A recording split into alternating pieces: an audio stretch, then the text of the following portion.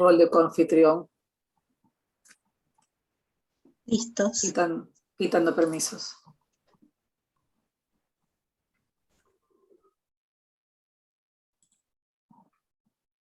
En vivo, play.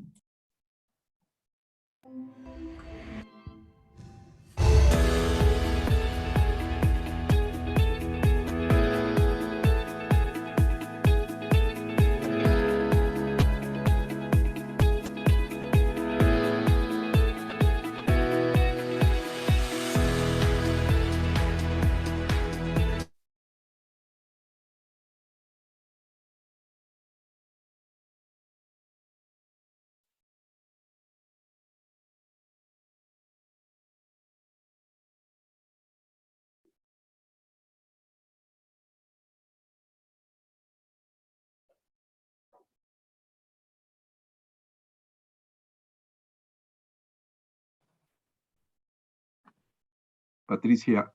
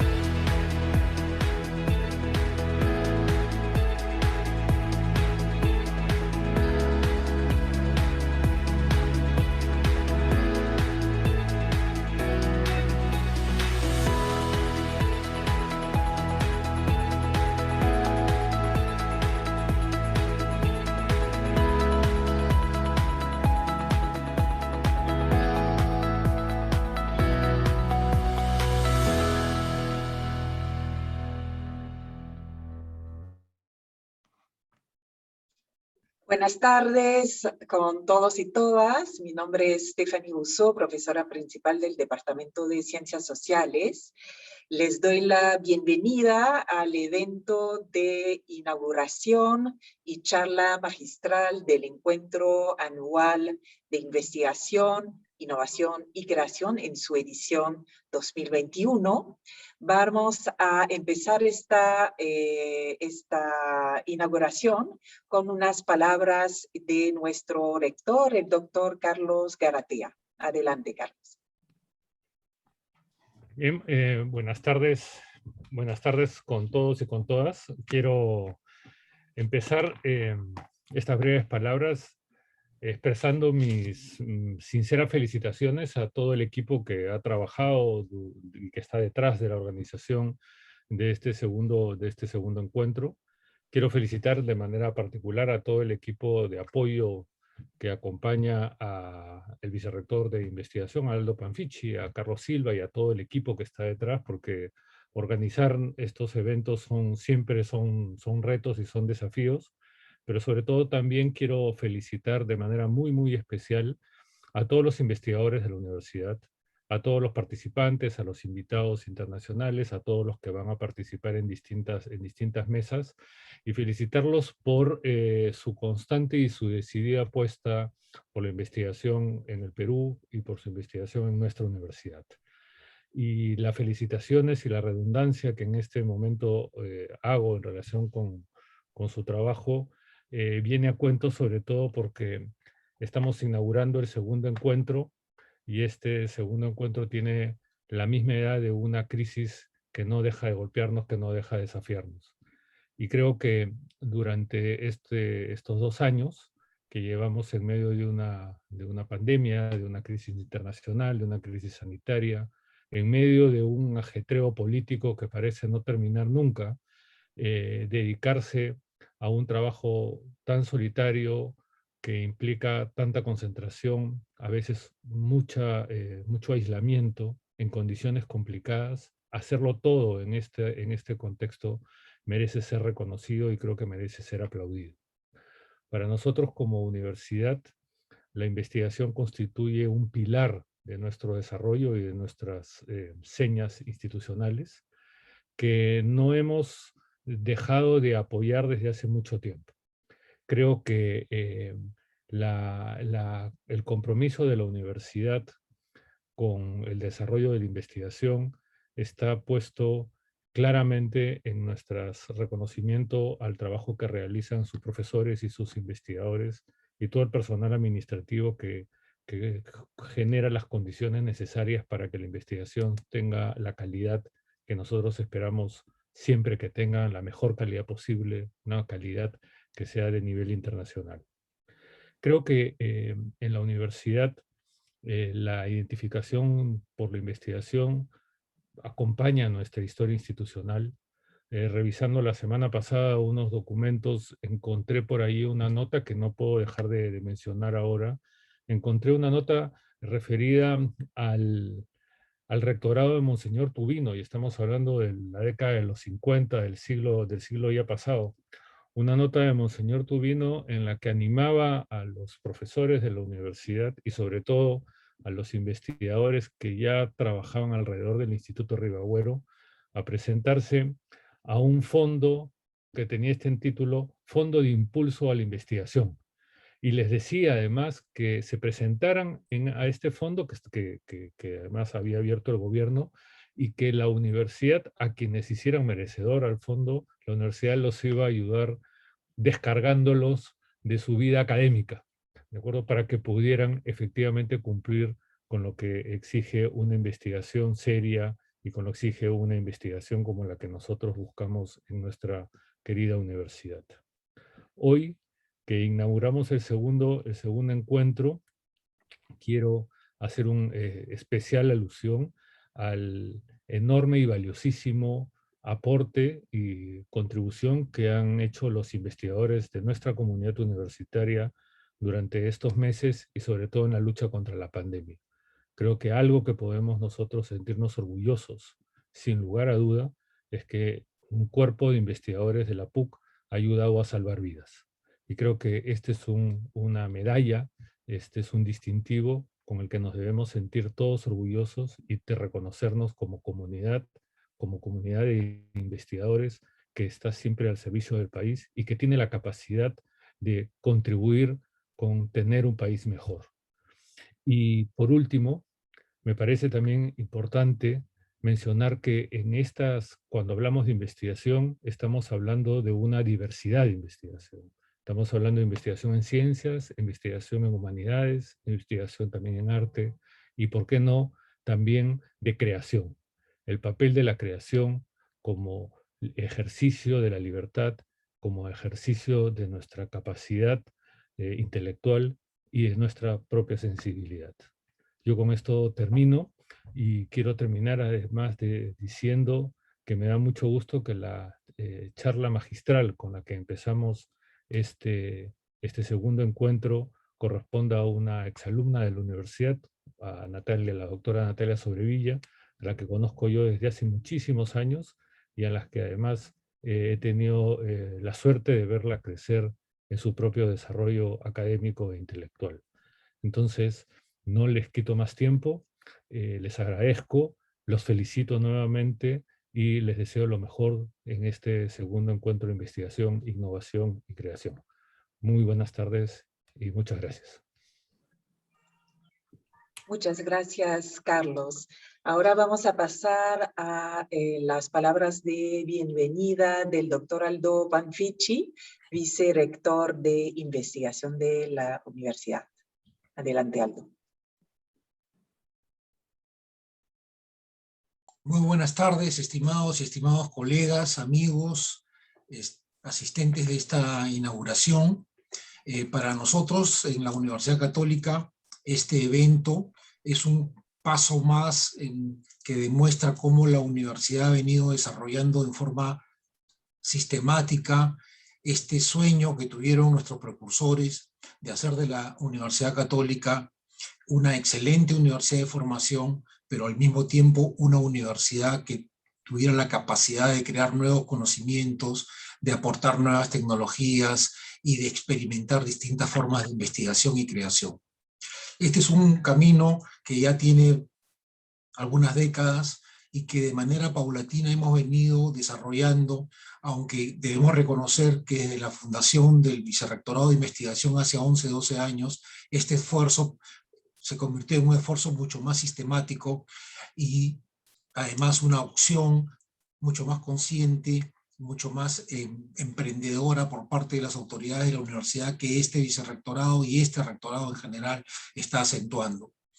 Como ustedes podrán ver, en este evento se recogen las distintas formas de investigación que se desarrollan en la universidad en sus distintas disciplinas que se cultivan en nuestra casa de estudio. Es por ello, el título es Encuentro de Investigación, que implica la investigación básica y aplicada, la innovación, que es la transformación de los conocimientos de investigación en procesos y productos que están orientados directamente a buscar la solución de los problemas o de los múltiples problemas que enfrentan nuestros compatriotas, y la creación como un acto no solo de las artes y las disciplinas, sino como un arte creativo en la investigación y en la búsqueda de nuevos conocimientos. Han pasado, digamos, mucho tiempo en los cuales estas distintas formas de investigación que se venían desarrollando desde antes aparecían un poco ocultas por las formas más dominantes y tradicionales de investigación. Ahora tenemos una muestra de cómo estas distintas formas, esta heterogeneidad de la investigación o de la creación del conocimiento está teniendo expresiones concretas en ponencias, libros, patentes, artículos y propuestas, hasta inclusive propuestas de políticas públicas que surgen del conocimiento acumulado.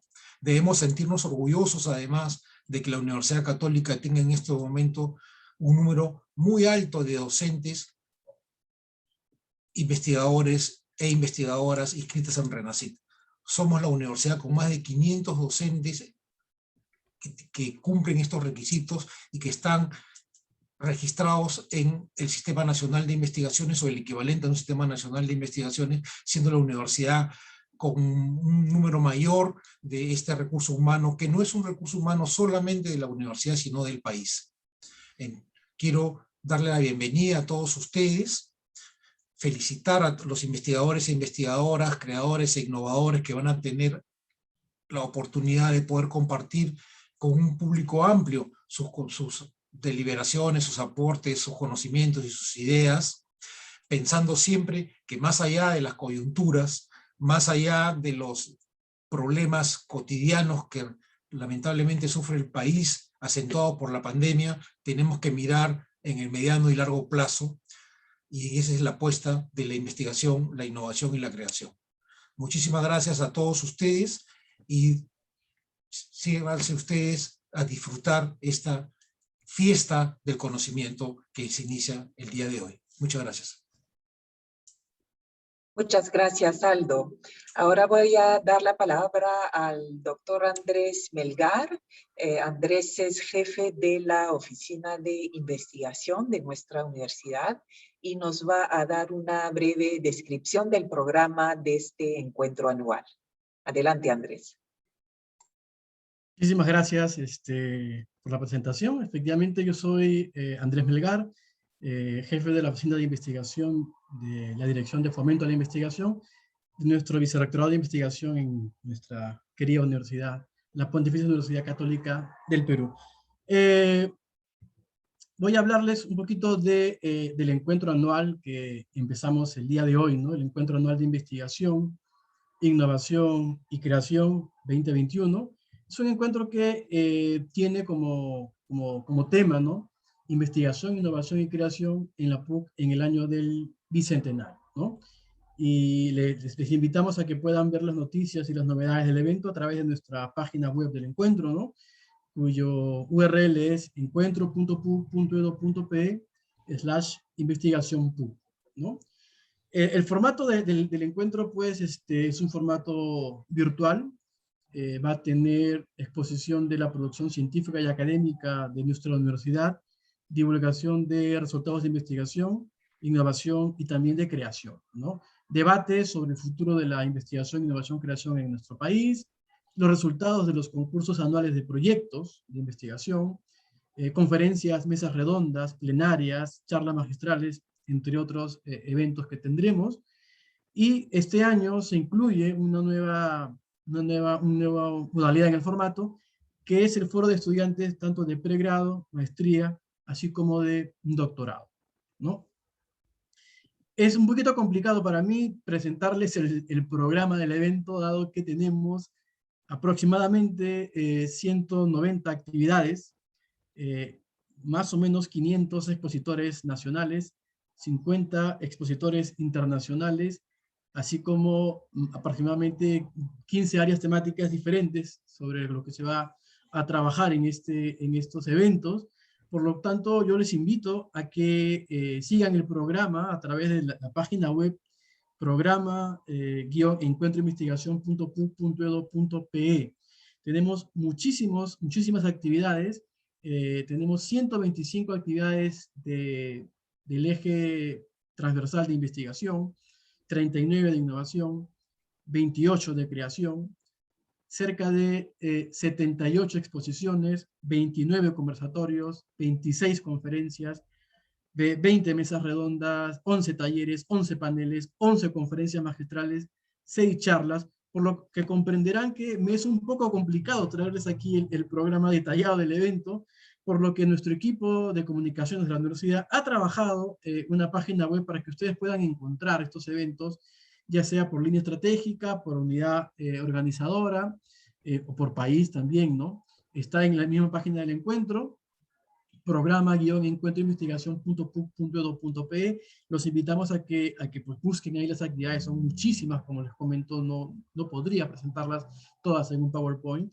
Y también en esta misma página web, al final, ustedes van a encontrar el programa por día y por hora, ¿no? Así que pueden seguir, o pueden ver, ahí está el primer pantallazo de la actividad del día de hoy, que tenemos la conferencia magistral Repensar la República a 200 años de la independencia.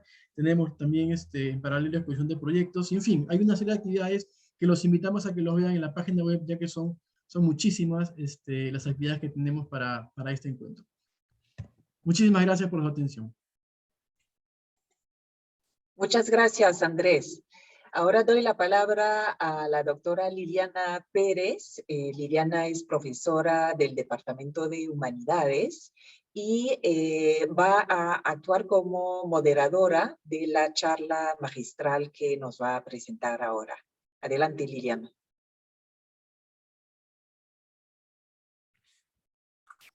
Audio, por favor.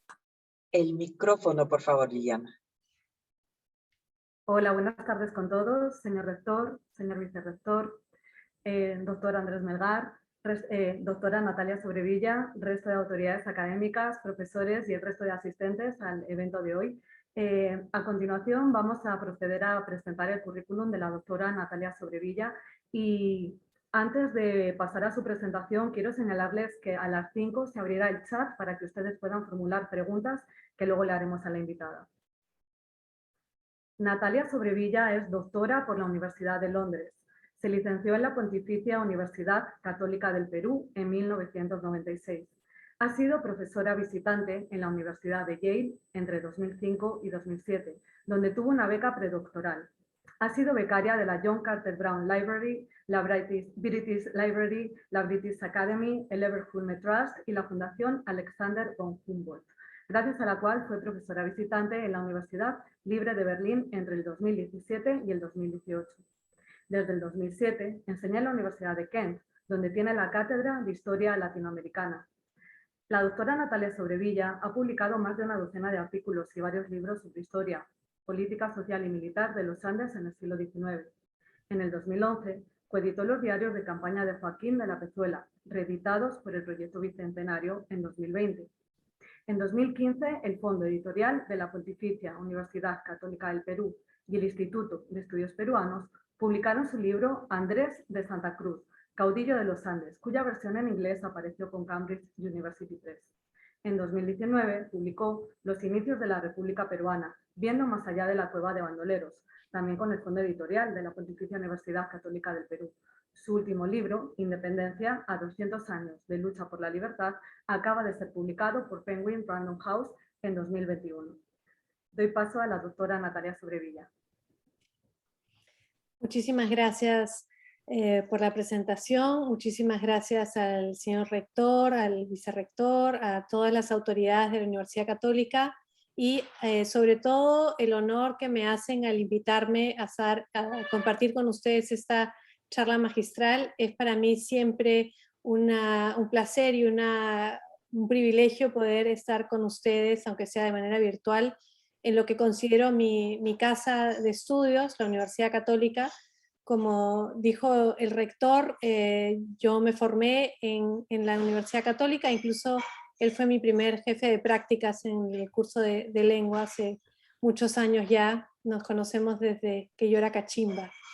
Pero la Universidad Católica es realmente un estupendo lugar para poder pensar el Perú, para poder pensar la investigación, y la conferencia que traigo para compartir con ustedes hoy, que se titula Repensar la República en el Bicentenario, justamente se concentra en este periodo en el que nos encontramos ahora, que es un periodo bastante difícil, como nos recordaba el rector, no solamente por la emergencia sanitaria, que es un problema mundial, sino también por el problema político en el cual se encuentra sumido el Perú en este momento, que parece un problema difícil de tratar, un problema que no se consigue una solución sencilla o rápida.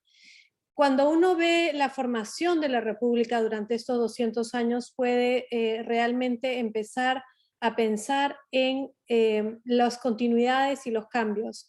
Como dijo la doctora Pérez, mi especialidad es justamente el siglo XIX y las guerras de independencia.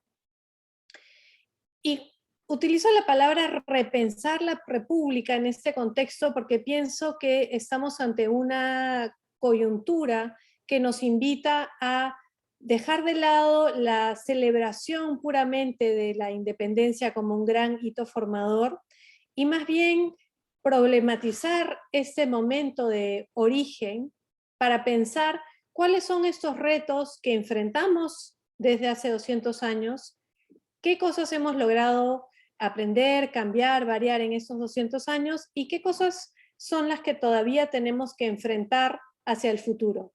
De alguna manera, así como conmemoramos los 200 años de creación republicana, también comenzamos un tercer siglo de vida, entre comillas, independiente.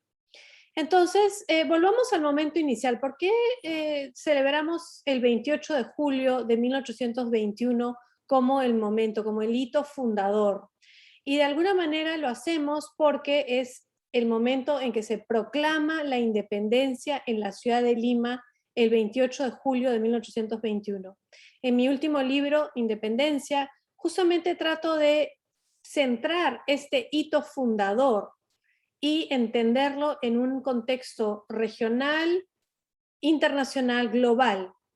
No solamente como lo que sucedió en Lima, sino en un espacio mucho más grande.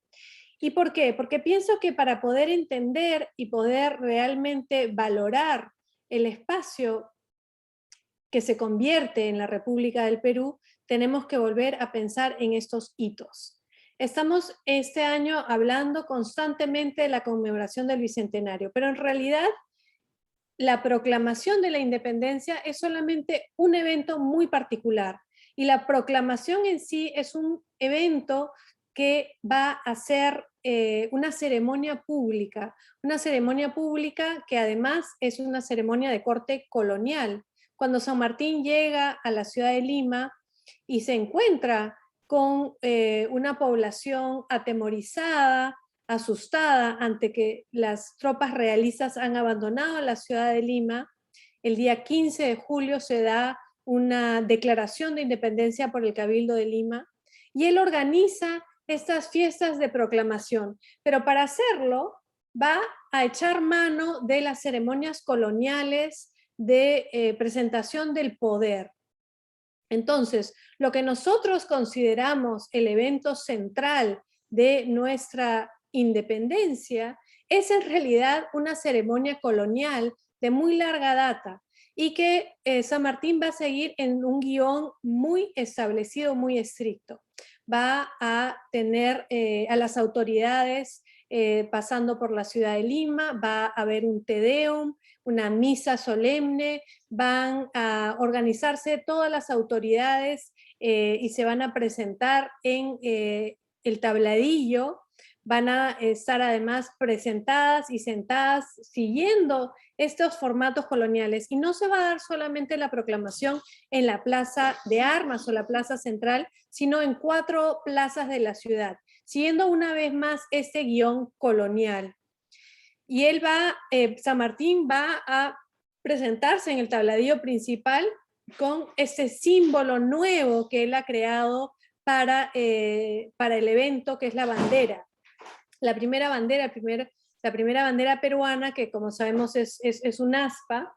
Se ha escrito toda una leyenda al respecto, la idea de que él soñó con unos flamencos en la bahía de Paracas, el blanco y el rojo, pero esto en realidad es un mito. Esta bandera es más bien parecida, basada en la Cruz de Borgoña, que es una bandera blanca con una aspa roja en el medio.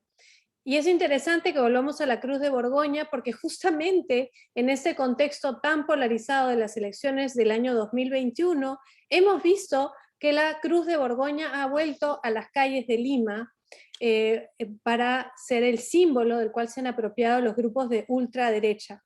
Y eso también es un punto interesante. Entonces vemos que San Martín se va a apropiar de esos símbolos coloniales y los va a traducir, los va a cambiar utilizando este lenguaje que conocen las personas de la ciudad de Lima para presentar este nuevo espacio republicano. No sabemos, porque en realidad San Martín tampoco está interesado en que se instale una república en el Perú. Él lo que va a hacer es, él va a presentarse como protector. Y cuando hablamos del protectorado, en realidad estamos hablando de una dictadura militar, porque San Martín va a ejercer el mando como única autoridad. Va a mantener un poder judicial, pero va a ser él tanto el ejecutivo como el legislativo. Y va a establecer en Lima una sociedad patriótica para que discuta cuál es la mejor manera en que se debe gobernar el Perú. Y San Martín tiene muy en claro que él considera que la mejor manera de gobernar el Perú va a ser una monarquía. El proyecto de San Martín es netamente monárquico. Y entonces volvemos a el momento del hito, el momento del símbolo, que es esa proclamación de independencia del 28 de julio, que es la fecha central nuestra de la independencia. Y vemos que lo que estamos conmemorando, lo que estamos celebrando es la adaptación de una ceremonia colonial en una ciudad muy tradicional, con un líder que ha tomado el poder, se ha abrogado el poder absoluto, San Martín como protector, y que además su propuesta en ese momento no es crear una república, sino crear una monarquía, crear además una nobleza, adaptar la nobleza española a una nobleza nueva a través de la Orden del Sol y otros símbolos más. Entonces, vuelvo a todo esto, ¿por qué? Porque considero importante preguntarnos por qué fue que este evento, con todas estas características que explico, donde no se está realmente formando una república, donde no estamos realmente ante un sistema representativo porque tenemos a un líder que es el mismo el que tiene todo el poder. San Martín va a tener todo controlado en base al ejército que lo ha llevado al poder en ese momento. ¿Por qué ese interés en centrar toda nuestra conmemoración de independencia en este acto? Porque lo que hacemos en el Perú es celebrar este acto como el acto único de nuestra independencia. Si nosotros estudiamos el proceso de independencia plenamente, podemos ver que podemos empezar a pensarlo desde Túpac Amaru, podemos pensar en las juntas de gobierno, podemos pensar en una serie de hitos y eventos que van desde 1780 y que además no terminan en 1821 con la proclamación de independencia en Lima, sino que en ese momento se va a desatar toda una serie de problemas muy complejos en cómo liberar al resto del país. Entonces, vuelvo a este hecho. La centralidad del 28 de julio ha cerrado un poco nuestra visión a tener una mirada mucho más amplia sobre la complejidad de este proceso de independencia y cómo estuvieron implicados muchas otras personas que no fueron solamente quienes llegaron con San Martín en la expedición libertadora desde Chile, que fueron personas de diferentes regiones del Perú, como eran otras regiones en el Perú que proclamaron su independencia antes de Lima. La Intendencia de Trujillo es un ejemplo muy claro. La Intendencia de Trujillo va a proclamar su independencia y se va a volver independiente realmente a finales de 1820. Van a haber otras ciudades como las ciudades de Ica, de Huamanga, de Huancayo, de Tarma, que van a proclamar su independencia en los meses anteriores, en 1820. Incluso tenemos una proclamación de independencia muy temprana en el puerto de Supe en 1819, el 5 de abril. Entonces, ¿por qué esta centralidad? Vuelvo a este mismo punto. Y la respuesta en el fondo es sencilla, porque Lima va a concentrar simbólicamente la idea del poder en el Perú. No solamente de una manera real, sino también de una manera imaginada.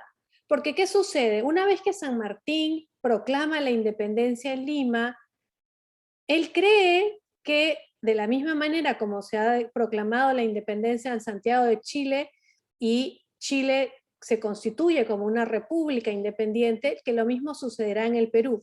Pero la situación en el Perú es muy compleja y se da una separación, una disgregación, en que el norte del Perú se mantiene independiente, la Intendencia de Trujillo y la ciudad de Lima, algunas localidades del centro, pero el sur del Perú se va a recomponer como un espacio virreinal, con una nueva capital virreinal que va a ser el Cusco.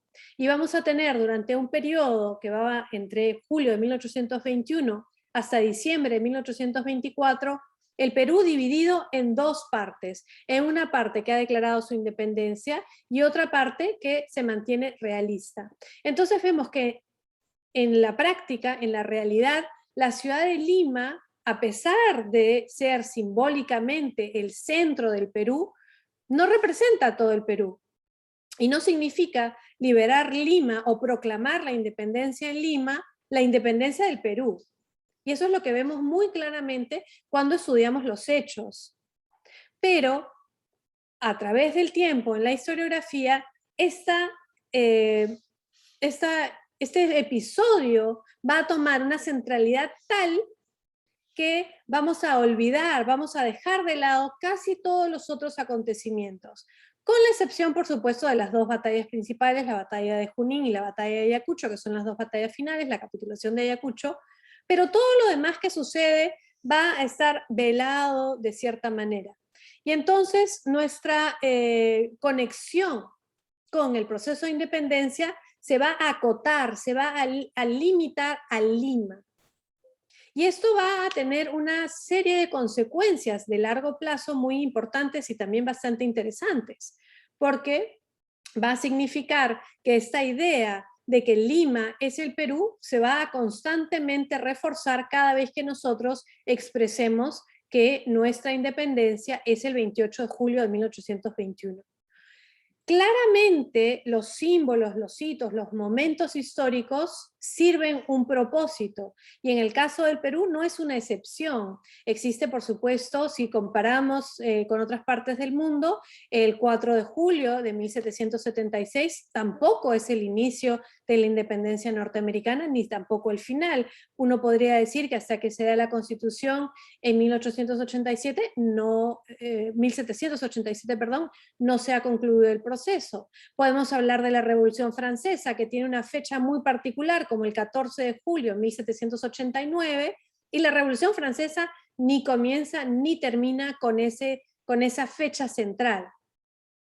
Pero ¿qué sucede con la centralidad del 28 de julio en el caso peruano. Me parece a mí que la consecuencia a largo plazo ha sido justamente ocultar, ofuscar, oscurecer el proceso y dejarnos un mensaje de que Lima es el Perú. Y ese es el mensaje que me parece que ahora, en este bicentenario, estamos realmente comenzando a repensar. Si pensamos en la historiografía sobre el sesquicentenario, los 150 años de la independencia del Perú, la discusión historiográfica en este periodo se centró básicamente en una disputa historiográfica que se ha mantenido muy vigente en el debate historiográfico en el Perú desde entonces y también en el debate general. El debate si es que la independencia nos fue concedida por entes extranjeros o si fue concebida y conseguida por los propios peruanos. Este es un debate que realmente una polémica que tuvo muchísima importancia alrededor de 1971, cuando se celebraba los 150 años de la independencia durante el gobierno de Velasco Alvarado. La Academia de Historia, una serie de historiadores muy importantes, muchos de ellos vinculados particularmente a la Universidad Católica, a la Universidad de San Marcos, pienso en autoridades, algunos de estos investigadores que todavía son parte de la universidad, que hicieron trabajos exhaustivos y muy importantes para la colección documental de la independencia del Perú, y que además pusieron de frente toda una propuesta sobre la independencia como algo que había sido buscado por los mismos peruanos, ampliando el área y el tiempo de estudio, movilizándose fuera de Lima, pensando también en las rebeliones de 1811 en Tacna, de 1812 en Huánuco, en 1814 en el Cusco.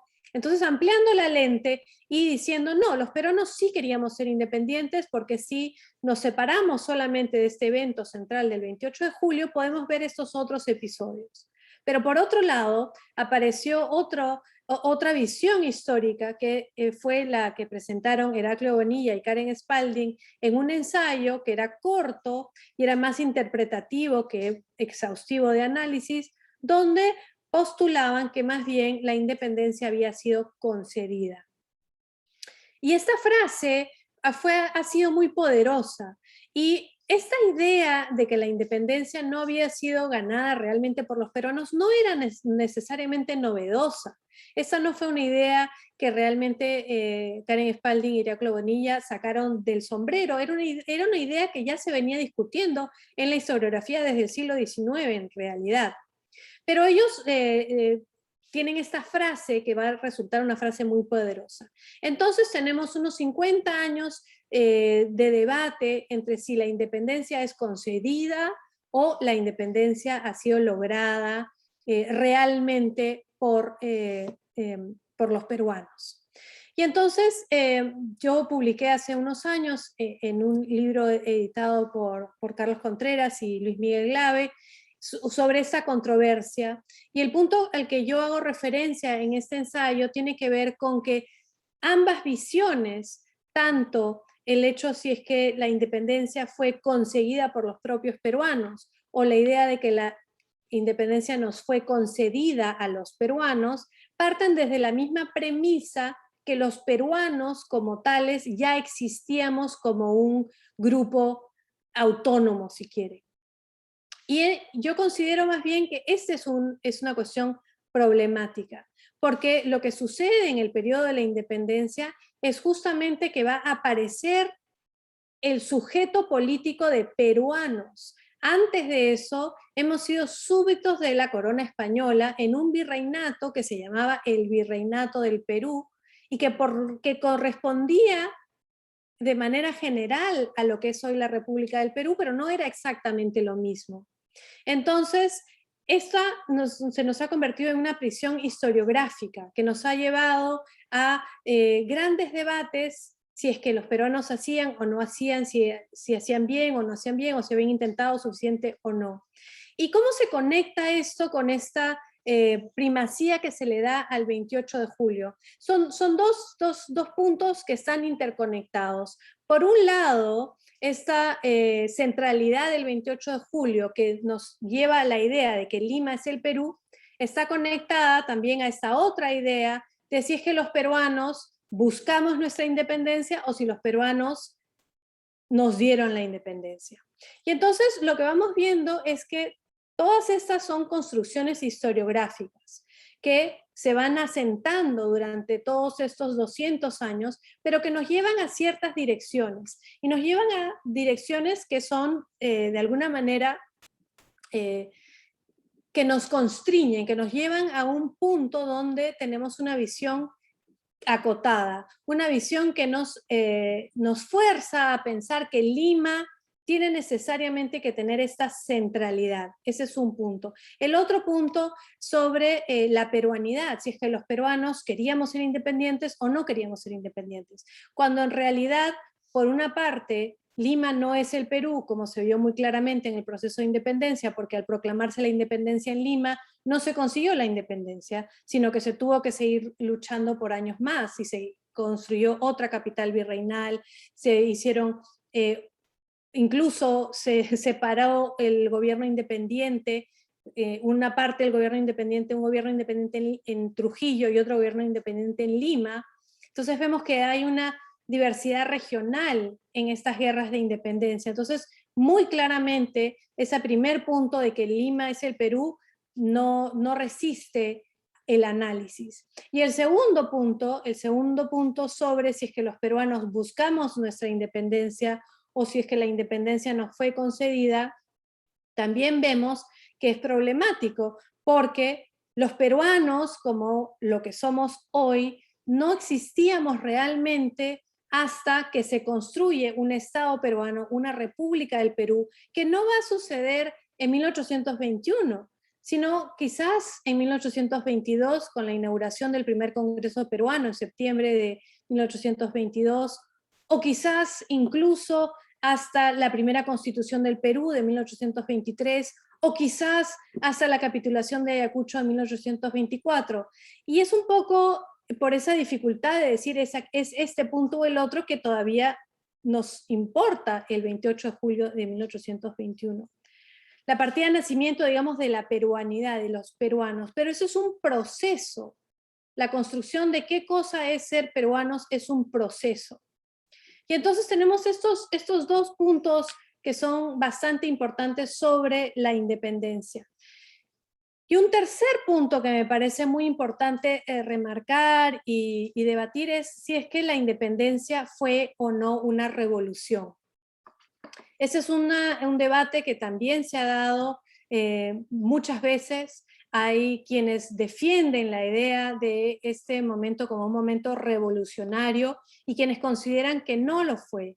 Quienes consideran que ese fue un momento revolucionario están convencidos que el cambio de pasar de ser un pedazo de una monarquía en España, con España, que éramos parte de una monarquía más grande, que éramos un virreinato, un pequeño trozo de una monarquía más grande, y que a partir de la proclamación de independencia, de la creación del primer Congreso peruano, de la primera Constitución, etcétera, que es en ese momento en que va a aparecer un sistema de representación y un nuevo ente político que va a ser el Estado peruano, la República del Perú, y que ese es un punto revolucionario, que eso ya es una revolución.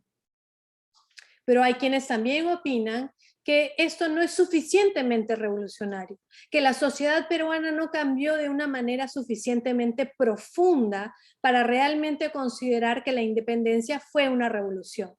¿Por qué? Porque se mantuvieron los sistemas sociales de la colonia, se mantuvo la esclavitud, se mantuvo hasta mediados del siglo XIX, se mantuvo el sistema de pago de contribución indígena, que va a cambiar de nombre, de tributo a contribución indígena.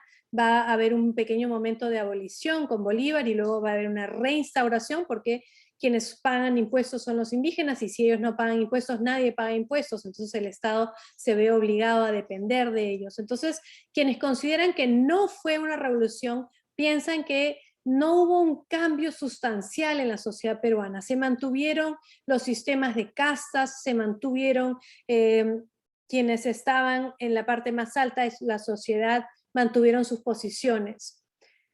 Sin embargo, también es cierto que a pesar de que muchos de ellos mantuvieron sus posiciones y se mantuvieron estos sistemas económicos y sociales como la esclavitud, el tributo indígena, la contribución, aún así hubieron cambios importantes, hubieron cambios en los sistemas sociales. Por ejemplo, durante todo el siglo XIX, las comunidades indígenas lograron una recuperación en cuanto a población, porque el Estado peruano fue mucho menos capaz de imponer su presencia ante estas comunidades indígenas, dándoles espacio para prosperar, para superarse. Perdón un minuto.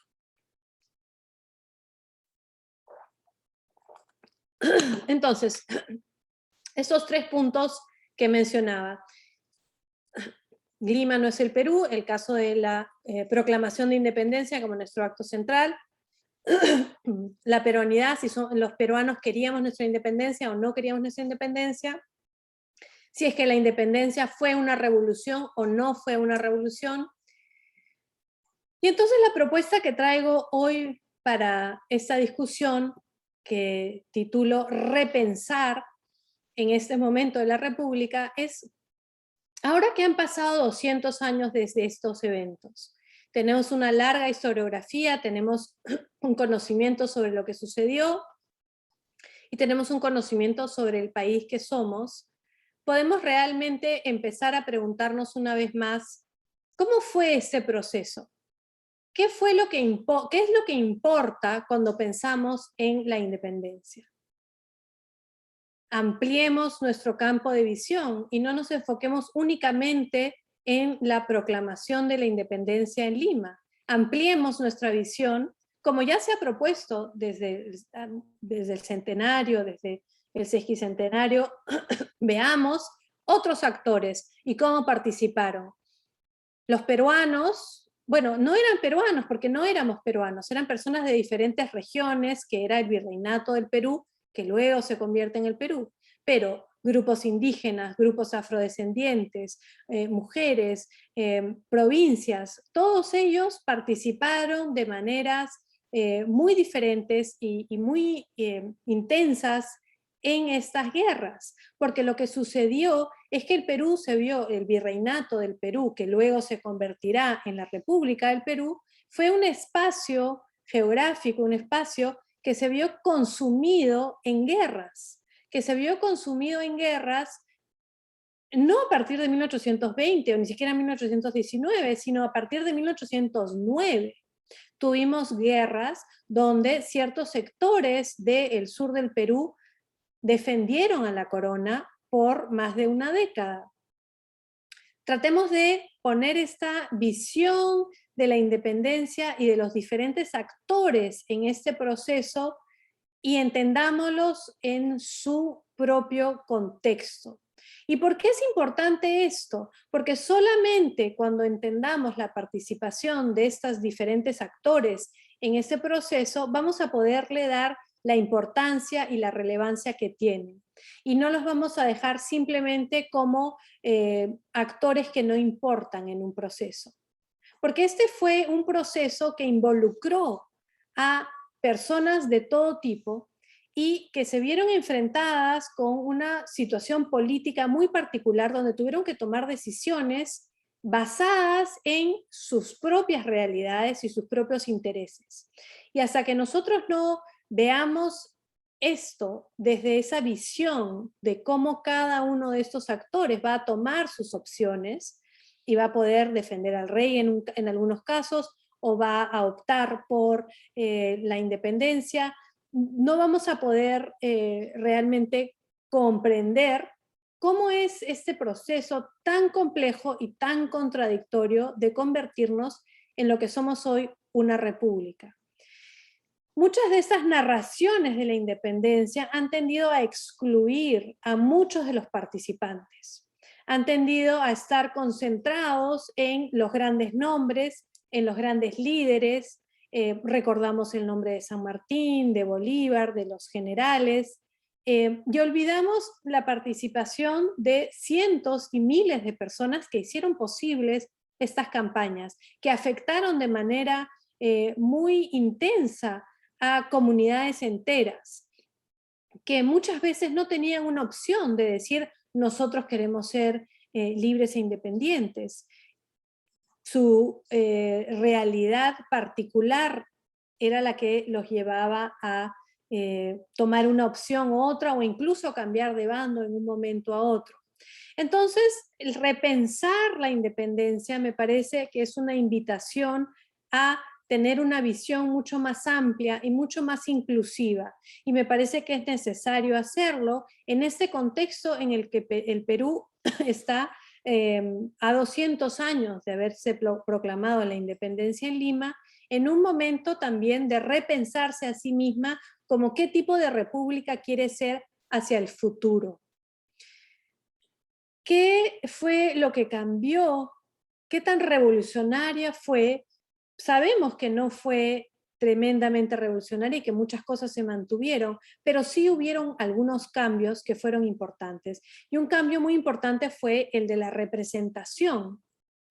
Cuando pensamos en que nosotros éramos parte de una monarquía, que no teníamos una representación propia en el Perú, más que a nivel de los cabildos, no existía una representación. Esto es algo que va a aparecer ni siquiera con la independencia, sino incluso antes, con la Constitución de Cádiz, vamos a tener una nueva concepción de cómo se debe gobernar, en qué se basa el gobierno, cómo nos debemos organizar políticamente.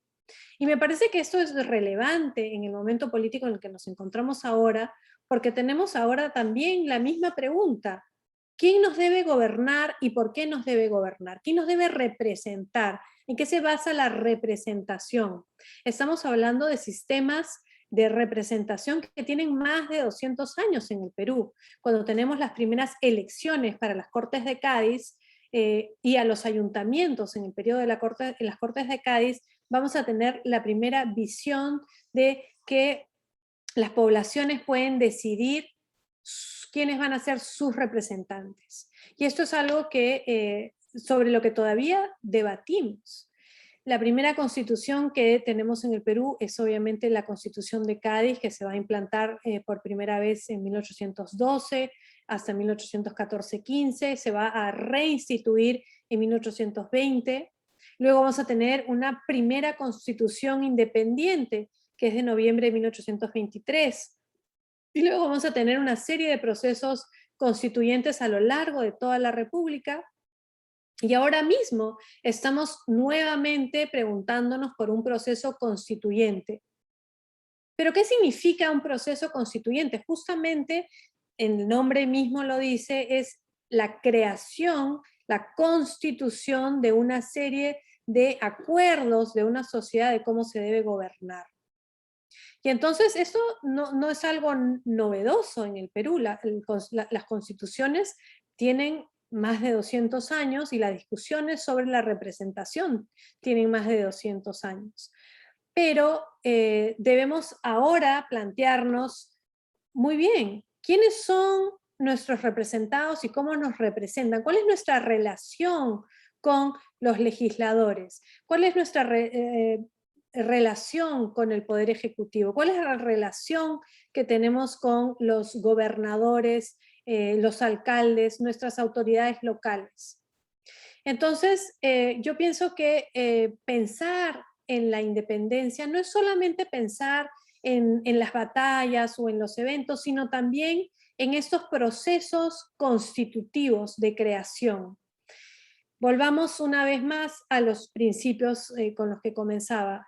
Bueno, si Lima no es el Perú, entonces, ¿cómo es la representación? Tenemos a un Congreso, tenemos un poder legislativo que está en Lima y cómo representa a las regiones. ¿Tenemos suficientes representantes para las diferentes regiones del Perú? ¿Es esto proporcional? ¿Por qué tenemos ahora un sistema unicameral en vez de un sistema bicameral como tuvimos históricamente por mucho tiempo? ¿Cuáles son las ventajas y las desventajas de estos sistemas? Me parece que justamente el repensar la independencia, el repensar el momento político en el que nos encontramos, nos debe llevar al debate sobre qué tipo de representación queremos, buscamos, necesitamos, que hemos tenido en el pasado, pero qué queremos para el futuro.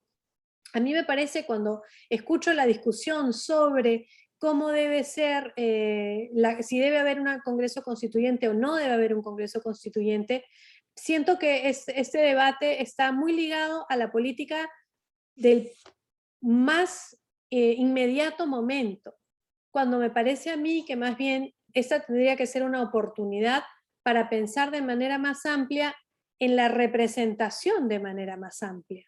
¿Qué es lo que queremos realmente como representantes? ¿Qué es lo que queremos realmente de un sistema político? Y esta, ojo, es una pregunta que como nación o como Estado nos venimos haciendo hace 200 años. Y venimos ensayando diferentes respuestas. Estas respuestas en este momento no son satisfactorias para todos. Y a mí lo que me resulta preocupante del debate es que se centre solamente en pensar, bueno, esta constitución fue dada por Fujimori o esta constitución del 79. Más allá de eso, yo creo que el debate que debemos tener nosotros a 200 años de la independencia es ¿qué cosa queremos como representación? ¿Qué cosa queremos como un sistema político que nos represente? Porque justamente este cambio que se dio, este cambio político que quizás no fue tan revolucionario como hubiéramos querido que fuera o que algunos hubiéramos querido que fuera, todavía significa que nuestra sociedad tiene algunos legados de este sistema colonial. Se habla muchas veces de el sistema colonial no ha desaparecido. Y en el fondo eso tampoco es verdad, porque nosotros el sistema colonial de ser parte de una monarquía, de depender de un rey extranjero, eso ya no existe.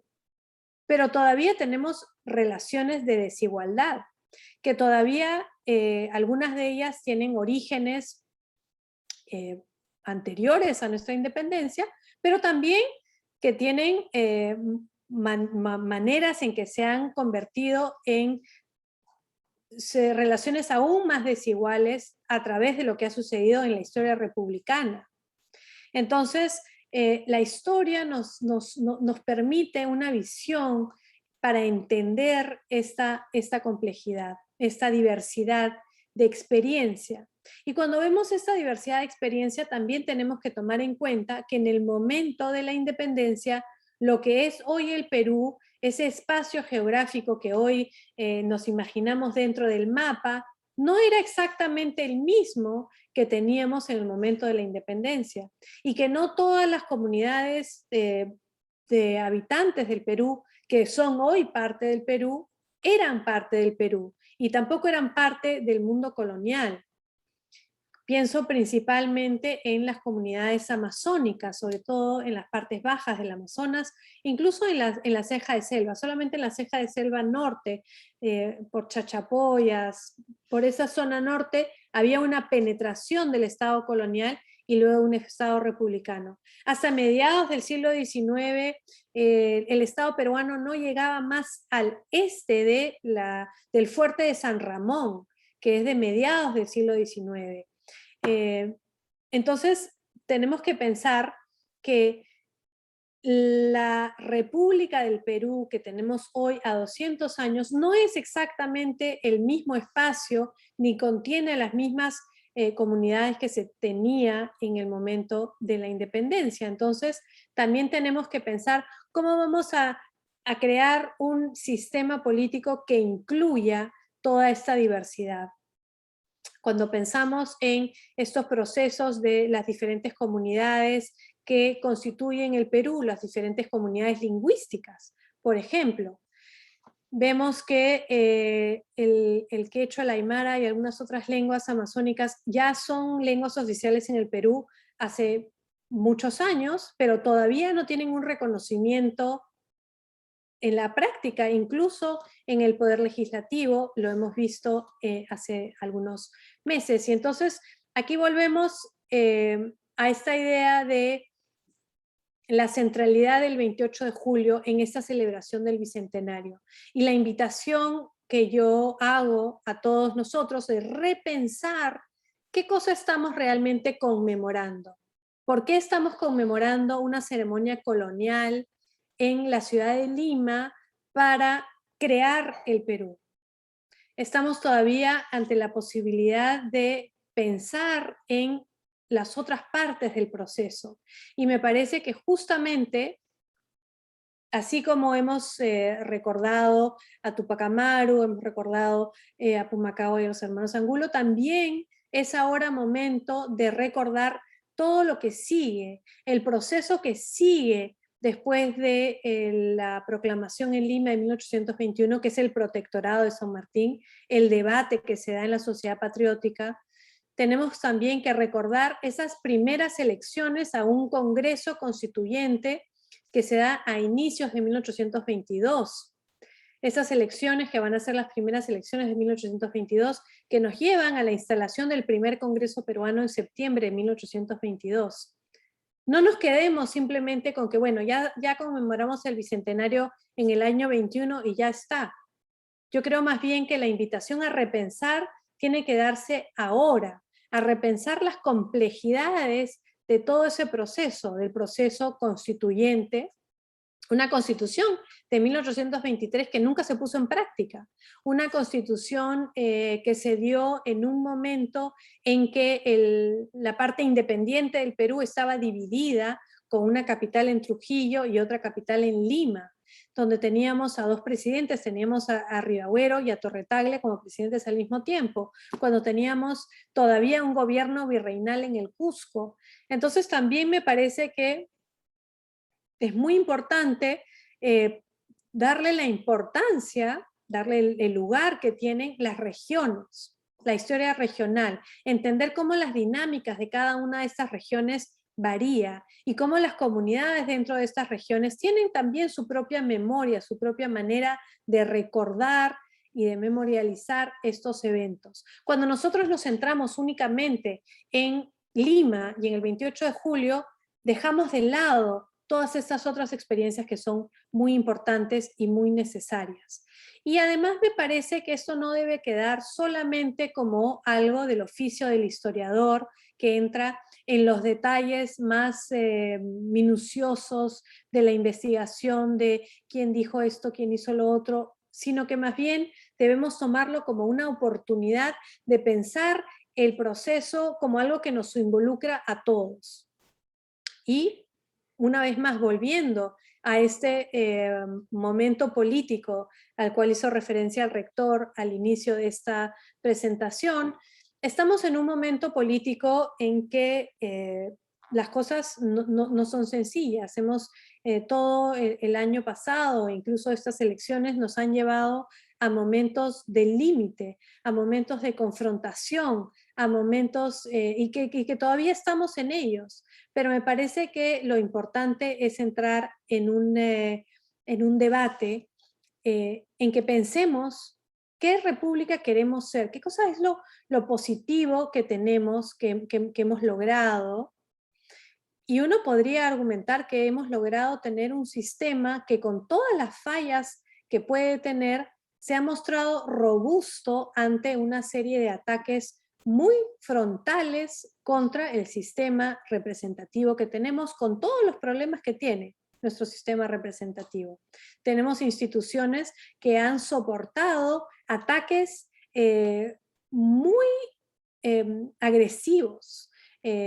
Pienso en el Jurado Nacional de Elecciones, pienso en la OMPE, pienso en cómo se ha tratado de desvirtuar este sistema representativo y que nos compete a nosotros como académicos, como ciudadanos, como personas que nos interesa el futuro de nuestro país, celebrar, recordar el pasado, pero también utilizar esta oportunidad para pensar en el futuro, para pensar en el proceso que nos viene al frente, porque es un proceso que es muy complejo y que no presenta necesariamente una solución sencilla o una solución inmediata. Este debate sobre qué tipo de representación queremos no me parece a mí que sea algo que se pueda o que se deba agotar de manera muy rápida. Me parece más bien que es un debate que nosotros debemos comenzar y debemos animar y utilizar esta oportunidad de la conmemoración del Bicentenario para tener una entrada. Entonces, volviendo a estas ideas centrales, ¿no? Pensar el Perú no solamente desde el centro, pensarlo desde las regiones. La Universidad Católica tiene convenios, es parte del convenio nacional con otras universidades, y yo en los trabajos que he hecho con colegas he tenido la excelente oportunidad de colaborar con nuestros colegas de otras universidades nacionales, y también tenemos convenios con otras universidades latinoamericanas, porque también es importante que recordemos que el proceso que se da en el caso peruano no es aislado en el espacio latinoamericano, sino que está muy vinculado con procesos que se dan en el resto de la región. La independencia del Perú no viene en solitario, sino que viene como parte de una serie de independencias que se dan al mismo tiempo. Pero pienso en la importancia que tiene en no quedarnos solamente pensando en la centralidad de Lima. Conozco además otros proyectos que se han hecho desde la universidad en diferentes regiones del Perú, proyectos que han involucrado a diferentes comunidades, incluso comunidades que sufrieron muchísimo en los años del conflicto interno. La universidad, yo creo que es un espacio privilegiado para ponernos a pensar una vez más en estos hitos. Como decía, la conmemoración del 28 de julio es importante, es central, tiene una razón de ser, pero es solamente uno de muchos pasos. Los peruanos, el que es ser peruano, el que nosotros queríamos ser independientes o nosotros nos hicieron independientes, es algo también a lo cual debemos estar abiertos al debate, el tratar de entender quiénes son los que están incluidos o no en estos debates, cómo es la representación que tuvimos, que tenemos y que queremos tener. Yo creo que cuando pensamos en repensar, estamos justamente en esta oportunidad que tenemos de ampliar nuestra visión más allá de lo que es únicamente una conmemoración que suele quedarse en esta centralidad de algo que paradójicamente es una ceremonia colonial la que estamos celebrando. Estamos viendo esta transición. 200 años después tenemos la oportunidad de tomar distancia de estos eventos y replantearnos la visión que estamos pensando para el futuro. Y eso me parece que es la idea central con la que quisiera quedar la tarde de hoy. La oportunidad que nos da el espacio universitario para pensar en estas situaciones históricas. Sé que tenemos a más de 200 personas que nos acompañan esta tarde y que no todos, obviamente, son historiadores, y que si bien todos los peruanos tenemos una experiencia sobre el Bicentenario, porque es algo que transita en nuestra peruanidad, muchos de los que están presentes no se dedican a la investigación histórica, pero eso no quita que no puedan, como ciudadanos y como académicos, desde su propia perspectiva, pensar en cuál es el papel que podemos tener como académicos intelectuales y también personas que se dedican a la práctica, en pensar en las oportunidades que nos presenta este contexto político muy complejo, muy difícil en el que nos encontramos, pero me parece que en esta misma complejidad está también presente una oportunidad. Yo creo que las dificultades que hemos visto en este último año, porque si lo pensamos ha sido este último año en que la situación política ha sido aún más intensa que antes, porque este último año ha sido aún más difícil que los demás.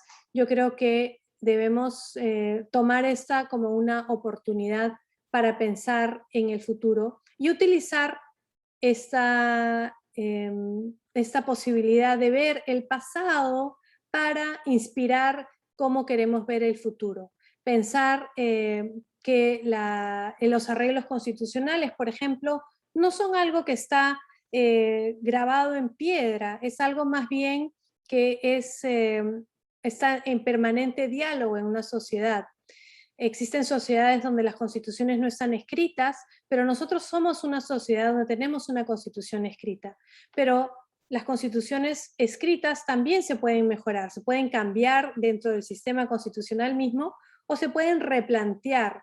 Y yo sí pienso que sería interesante entrar en un debate mucho más lleno, justamente con la excusa del Bicentenario, sobre qué significa un acuerdo constitucional, qué significa una república, a quiénes incluimos y de qué manera los incluimos,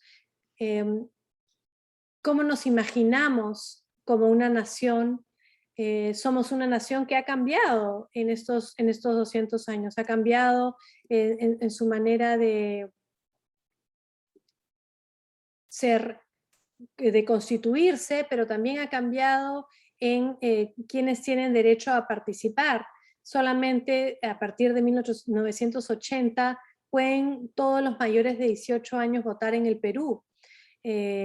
Si bien las primeras constituciones en el Perú le daban derecho al voto a un número mucho más grande de varones, las mujeres no podían votar, y si bien los hombres analfabetos podían votar en las primeras constituciones peruanas, incluso durante casi todo el siglo XIX, los hombres analfabetos en el Perú podían tener derecho al voto por una serie de mecanismos que se fueron estableciendo, y no perdieron ese derecho al voto hasta 1896, y más bien tuvimos un siglo XX que fue muy excluyente, un siglo XX que quizás fue más excluyente que la primera mitad del siglo XIX, y más bien a partir de 1980 tuvimos esta ampliación al voto. Pero ¿significó esa ampliación al voto que realmente tuviéramos todos los mismos derechos?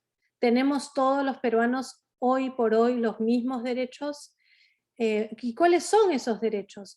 Me parece a mí que esta es la oportunidad que tenemos nosotros para poner todas estas discusiones sobre el tapete. Me parece además que muchos de nosotros venimos de una generación que ha visto el Perú pasar por crisis una tras otra, algunas muy intensas y muy dolorosas. Pienso justamente en los años del conflicto interno, y que ese no es el tipo de debate o de confrontación que queremos. Queremos un debate que sea abierto y que sea democrático. Me parece que eso es lo más importante, y por lo que debemos realmente buscar bregar en esta coyuntura difícil que nos toca en este momento. Pero sí creo que las oportunidades abiertas por el debate alrededor del Bicentenario, porque muchas de estas ideas se han empezado realmente a repensar. Ya cuando hablamos de independencia, los especialistas por lo pronto no pensamos simplemente en la proclamación en Lima, sino pensamos en el proceso mucho más amplio. Cuando hablamos si es que la independencia fue concedida o concebida, vemos que más bien ese proceso fue el de crear quiénes somos los peruanos. Cuando nos preguntamos si es que la independencia fue una revolución o no fue una revolución, más bien lo que podemos analizar es qué fue revolucionario, qué tan revolucionario fue y qué cosa no fue revolucionario. Entonces, yo creo que estas oportunidades las tenemos abiertas ahora. Y entonces quisiera cerrar mi presentación simplemente invitando a todas y a todos esta tarde a comprometerse con repensar, porque nos toca a todos como ciudadanos, en cuál es el arreglo político, cuál es el sistema político, cuál es la participación política que queremos tener todos en el Perú para este nuevo momento que comienza, este nuevo camino hacia el tricentenario, si quieren. Muchas gracias.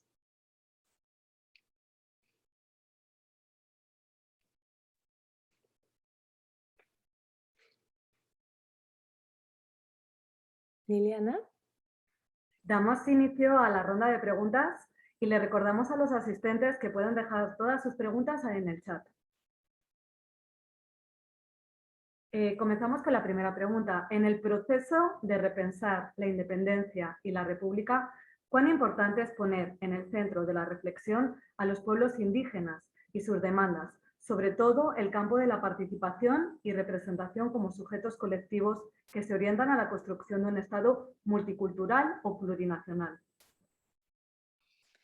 Muchísimas gracias por esa pregunta. Yo creo que es una necesidad absoluta que realmente integremos a todos los que son peruanos. Cuando me refería a si es que todos tenemos los mismos derechos, justamente pensaba en esto, en esta idea de los diferentes grupos indígenas originarios, los grupos que hablan diferentes idiomas, diferentes concepciones culturales. Me parece que es muy importante dar un espacio para la inclusión de todos estos grupos. Pienso, por ejemplo, en la experiencia constitucional que se está llevando a cabo en Chile en este momento.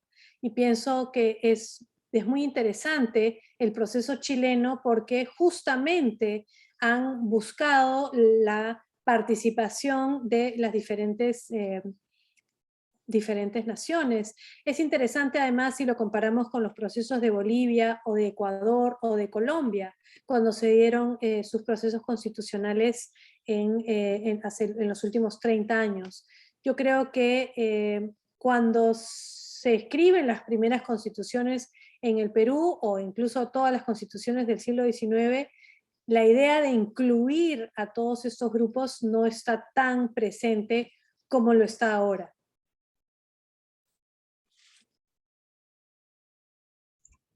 Audio, por favor. Muchísimas gracias. Tenemos otra pregunta. La mayoría de países latinoamericanos conmemoró su bicentenario no con procesos formales de juramentación de sus independencias, sino con el inicio de los procesos independentistas. ¿No es acaso 1780, con Tupac Amaru, una fecha inicial del proceso que va a derivar en la ruptura con España, que en realidad culmina en 1824 con la victoria de Ayacucho? Muchas gracias por esa pregunta, Carlos. Me parece que efectivamente cada nación, cada estado elige el punto de inicio. Y el punto de inicio se elige, no voy a decir aleatoriamente, porque es todo lo contrario, se elige de manera muy, con una intención, con una intencionalidad de qué es lo que se quiere resaltar. Y se podría elegir, por supuesto que se podría elegir a Tupac Amaru 1780 como el inicio de un proceso, pero Tupac Amaru no quería construir una república del Perú. Tupac Amaru quería recrear un imperio incaico. De haber sido exitoso Tupac Amaru, nosotros tendríamos probablemente una capital en el Cusco y viviríamos en un Tahuantinsuyo que tendría unos contornos completamente diferentes a los que son el Perú actual. Entonces, siempre todas estas fechas, así como los bicentenarios que se celebraron en la década del 2010 en casi todos nuestros países vecinos, ellos estaban recordando, porque habían puesto sus fechas de nacimiento en estas juntas, pero si uno ve la Primera República de Venezuela, cómo va a colapsar, o los primeros intentos en la Nueva Granada, tampoco van a lograr realmente la independencia. El caso de Argentina es todavía más paradigmático, porque ellos tienen dos fechas centrales. Celebraron el bicentenario en 1810 con la declaración de la Junta de Buenos Aires, las fiestas mayas, digamos,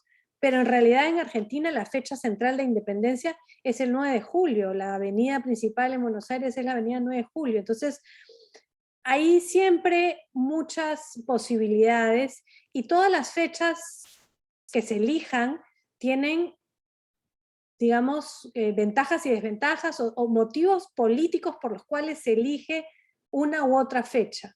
Lo que es interesante en el caso peruano es que durante el gobierno de Velasco Alvarado, por ejemplo, Túpac Amaru se tomó como el gran hito, el gran momento de celebración. Fue por eso que el monumento que existe en la Pampa de la Quinoa tiene 44 pisos, por los 44 años que separan la revolución de Túpac Amaru de 1780 a la batalla de Ayacucho, esos 44 años que son el proceso de independencia. Y yo lo entiendo así, yo entiendo el inicio con Túpac Amaru y el final con Ayacucho, o quizás con la rendición del Real Felipe. Pero todas estas fechas y decisiones de por qué una u otra son bastante posibles. Todas son posibles. Muchas gracias. ¿Cómo repensar nuestra república cuando somos un país tan diverso? ¿Cómo conciliar esos diversos pueblos? ¿Qué caminos tomar? El proceso político que vivimos representa esa conflictividad, pero no se mira hacia una integridad, sino se afianzan esas diferencias, clase, étnico, raciales. Efectivamente, pero no todos los países son unitarios o no todos los países son iguales. Si pensamos, por ejemplo, en un país muy pequeño como Suiza, donde hablan diferentes idiomas, tienen diferentes comunas, tienen diferentes identidades, no es imposible crear una idea de nación donde hay diversidad. La diversidad en sí no tendría que ser una limitación para podernos considerar una nación integrada. Yo creo que el problema que hemos tenido históricamente es que no solamente es que somos diversos, sino que somos desiguales, que esa diversidad no se ha entendido como una ventaja donde la diversidad nos aporta y nos enriquece, sino más bien se ha pensado que esa diversidad se debe aplastar y homogenizar, que todo el mundo hable castellano y nos olvidemos de esa diversidad. Yo creo que ahí ha estado el problema. Yo creo que la oportunidad justamente está en repensar una república donde cada uno que tiene su propia identidad, su propio idioma, su propia cultura, puede ser parte de una misma unión, porque voluntariamente va a ser parte de ella y porque va a tener los mismos derechos que todos. Digamos que la diversidad en sí no me parece que sea el problema. A mí me parece que el problema está más bien con las diferencias, con esa desigualdad. Mientras exista esa desigualdad tan grande, va a ser muy difícil que tengamos una integración. Tenemos otra pregunta acerca del proceso de reflexión que has desarrollado. ¿Cuán trascendente ha sido el caudillismo o el militarismo en la formación de nación? ¿Marcó una pauta entre Lima y el resto del Perú? Jorge, muchas gracias por la pregunta. Efectivamente, los caudillos militares en el siglo XIX fueron muy importantes en la manera en cómo que se llevó la práctica política en el Perú. El ejército jugó un rol muy importante en esta creación nacional, sobre todo a inicios del siglo XIX. En la parte final del siglo XIX ya va a haber esta confrontación entre los militares y los civilistas, se va a buscar que los civiles lleguen al poder, pero el militarismo va a volver en el siglo XX y los militares van a jugar un papel bastante diferente en el siglo XX que el que jugaron en el siglo XIX, pero también como caudillos, como líderes militares. Y entonces ha sido muy trascendente. La pregunta es cuán trascendentes han sido estos caudillos militares. Han sido muy trascendentes porque también nos han llevado a la idea de que un líder es el que nos va a llevar a una solución. Y yo creo que eso también nos resulta problemático porque pienso que ese liderazgo individual o del caudillo no es necesariamente el que nos va a llevar a tener una mejor comunidad republicana. Teodulo Lázaro te pregunta, dado que en el país existen fragmentaciones territoriales, institucionales, económicas, sociales, culturales e históricas, ¿cómo repensar la República y el Estado peruano hoy? Bueno, justamente, como decía hace un momento, es importante pensar que a pesar de estas diversidades, estas diferencias, tanto culturales, de lenguaje, de muchos tipos, lo que tenemos que pensar es cómo se puede crear un sistema que permita que todos tengamos los mismos derechos, que todos tengamos la misma posibilidad de contar con el Estado, que tenemos la posibilidad de mantener esa diversidad, porque a mí no me parece que una solución sería pensar que todos debemos ser iguales y todos debemos hablar el mismo idioma y todos debemos tener el mismo bagaje cultural. Eso me parece que no es la respuesta que nos va a llevar a un mejor entendimiento como república.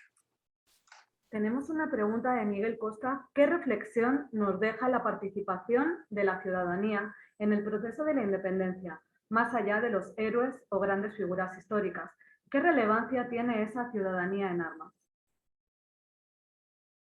Esa es una excelente pregunta y justamente en mis reflexiones hablaba sobre justamente lo importante que es ver cómo no fueron solamente estos grandes líderes los que hicieron posible la independencia, cómo fue más bien el ciudadano de a pie, los ciudadanos armados o los ciudadanos no armados, los ciudadanos en las ciudades, las mujeres, los esclavos que a veces tenían que luchar por un bando o por otro, los campesinos, las comunidades indígenas, todas estas personas participaron en los procesos de independencia y es importante tomar en cuenta su participación, su experiencia y no quedarnos únicamente pensando en que esto fue algo que hicieron los grandes héroes, porque muchas veces la historia tiene la necesidad de reducir la narrativa y tenemos la tendencia, y también por la manera como se ha hecho históricamente la historia, es decir, la historiografía se ha basado principalmente en interés por los grandes hombres, pero para entender realmente el proceso tenemos que recordar a los hombres y mujeres de a pie que hicieron estas guerras. Tenemos una última pregunta de John Olivo. ¿En qué medida la visión sobre la independencia del Perú puede cambiar desde las aulas escolares secundarias? ¿Cuáles podrían ser las políticas educativas que ayudarían a la construcción de una nación peruana? Muchísimas gracias. Yo creo que justamente desde la escuela tenemos un espacio privilegiado para este debate.